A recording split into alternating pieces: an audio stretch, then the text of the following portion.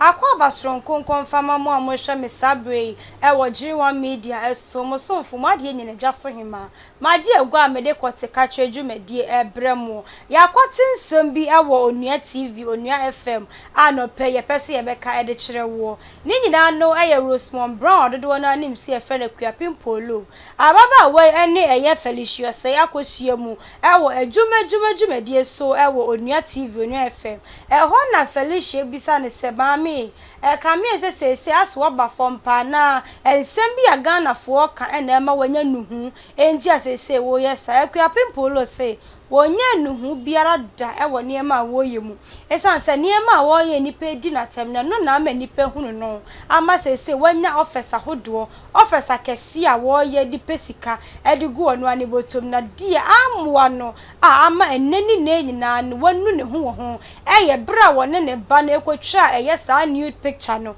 eno ene ma ne regret ya besi ne nyina no ogusu enu ne ho e wo sansem nsemi wadi tujwa wo nu TV nu FM so yenkotie ne nsem no emra o feel say the oba industry no be ye no a contribute to certain comfort time no time no anti nke the time ko chanka obeba mu with different style na. Oh, I have no regrets with whatever I did because those time na me a model and I didn't know much and it's like obi abeye unkwa nipa mama hu eyehin nipa mama hu eyehin because what I did no obi ayebi but you won't be found to obi so obi adinku yes obi ayebi ba me kwa na me ye na ekoye we into that is it but I have no regret.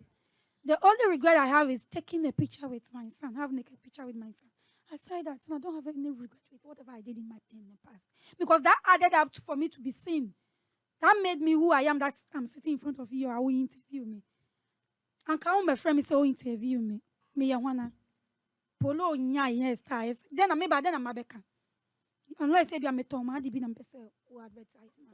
Into whatever I did in the past, added up to where I am. And nothing good comes easily.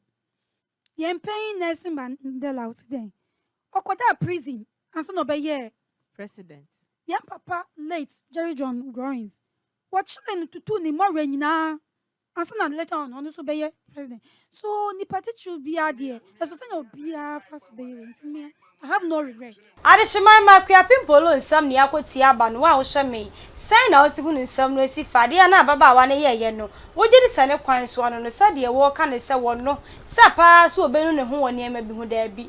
Die wono ne ho aye ne baba mu ana woni ni twa sa picture no eno ne besi ne nyina nani eda so ewo na chi a wono ne ho papa wa wo hweme den e na obetumi aka edi afasa ensem we ho but what they say ni nyina be fa comment section no ase edi ama me na fence wa like na wa subscribe na fe wa share so edi ama foforo etumi ehunu bi ahwe sebe ya da ne de nyina na yekwoti bia beka edi ache odwaso hima e na mejeswa ha ana me demu besi adansifo contractorfo efiewurafo ani obi biara opese osidan no yato adi nne isanse Perfect Building and Construction Limited amadansie ene dan ho adwumadie nyina aye fofofo se afei ena wopese wosidan no anase wasie wie na ka ho adwumadie bi esese wudi anase wo fie ne eye fidada opese yebesesa nneoma wo mu a ni nyina Perfect Building and Constructions Limited ebe yama obrekura wunhia wo haw bia se wo Ghana ha anase amanone na upe obi amana siwu fie ama obra wunhia ohaw biade a ene na fa wani kire Perfect Building and Constructions Limited design a open no sa pepepe ene ye be yama wo yemfa bi nka ho yenyi bi nso emfiri mu ye services a ye no ebi ni renovation, extension, block laying, roofing, tiles laying, electrical works, any plumbing works mesi wodan ho haw biade emfa nko ba bia no ane Perfect Building and Constructions Limited yankura bata ba ko enkran ena ba ko nso Kumase atonsu frayen 0244 040989 anase 0595691172 Perfect Building and Constructions Limited, everything perfect.